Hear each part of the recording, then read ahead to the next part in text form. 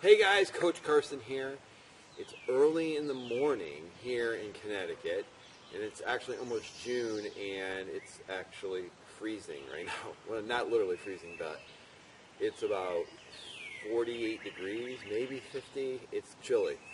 So, in my last video, or my first video, I should say, I talked about how to properly abdominal brace, how to warm up your back prior to getting into the garden, and then how to properly tie your shoes or get your shoes on without straining or flexing through your spine. So now I'm out here in the garden. This is a different day because actually I couldn't do the other video because my only neighbor started mowing his lawn and it was drowning out my voice. So I decided to do it on a different day. So we're doing it today. So, all right, proper lifting in the garden. So that's going to depend upon what your load looks like, how big it is it uneven, is it a bucket full of rocks, is it a sandbag, or I'm sorry, in this case it would be a sandbag, but in your case it would be like a bag of mulch or potting soil that's a little bit shifty. So first technique that you want to do or use is the hip hinging technique.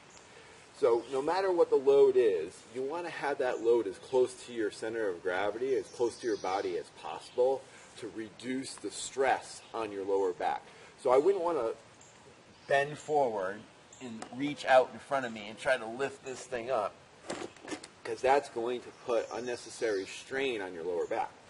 So what I want to do is I want to come forward and I want to get that weight right underneath me.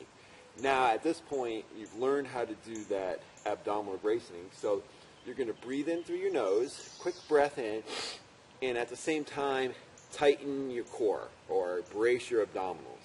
So breathe in, brace my abdominals, and now I'm going to sit my hips back in that hinge pattern. I am not bending my knees forward and flexing through my back. I am sitting the hips back, keeping the core tight, and keeping this weight close to my body. Now from here, I can push through the ground and up and keep my core tight.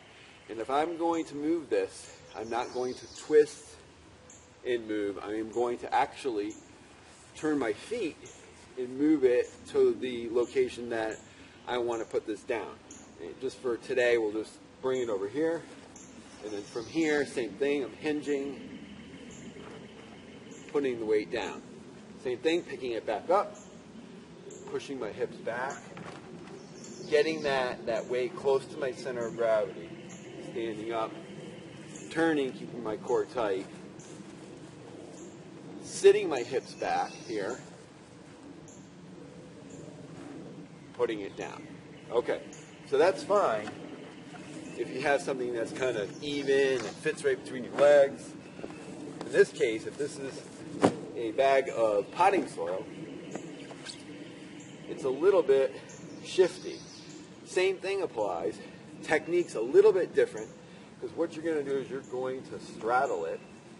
You're going to use that hip hinge. And now from here, I'm hooking my hands underneath the bag. And at the same time that I come up with my legs, I pull it right to my chest. So I get it in tight.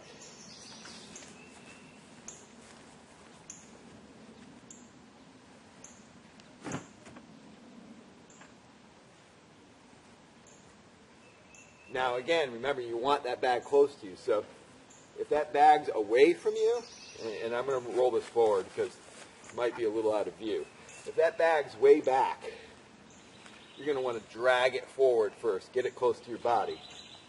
Hinge. Stand and pull it to your chest. So it's in tight. You're not going to want to hold this out in front of you. That's going to put a lot of strain on your back.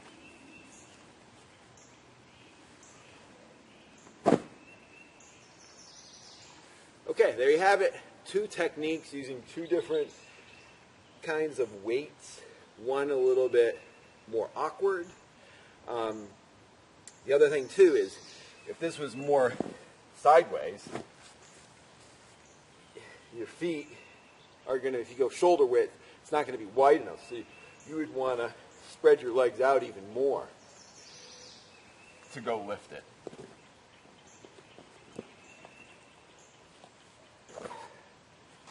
There, I got it. I still have it close to my body. And then get the legs wider, hinge, and down.